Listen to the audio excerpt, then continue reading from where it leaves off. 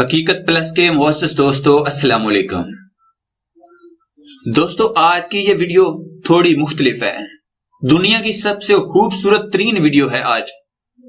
اس video کو آپ ایک بار ضرور دیکھیں اور کمنٹ سیکشن میں اپنی رائے کا اظہار ضرور کریں۔ پہلے آپ یہ ویڈیو دیکھیں اور پھر ڈسکس کرتے ہیں۔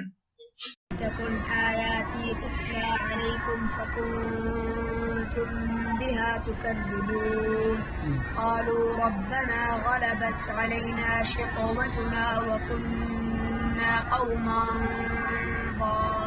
ضالين ربنا أخرجنا منها فإن عدنا فإنا ظالمون قال اخسئوا فيها ولا تكلمون إنه كان فريق من عبادي يقولون ربنا آمنا فاغفر لنا وارحمنا وأنت خير الراحمين فاتخذتموهم سخريا حتى أنسوكم ذكري وكنتم منهم تضحكون إني جزيتهم اليوم بما صبروا أنهم هم الفائزون قال كم لبثتم في الأرض عدد سنين قالوا لبثنا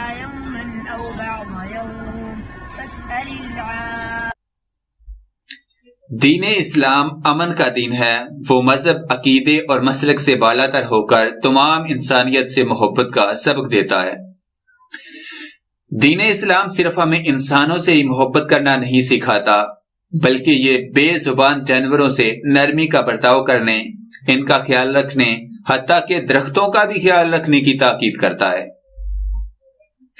دراصل اسلام وہ ضابطہ حیات ہے جو امن، عزت، عصمت، رواداری، انصاف اور مہربانی کا سبق دیتا ہے، چاہے وہ کسی مسلمان کے ساتھ کیا جائے یا غیر مسلم کے ساتھ، جانوروں کے ساتھ ہو یا درختوں کے ساتھ۔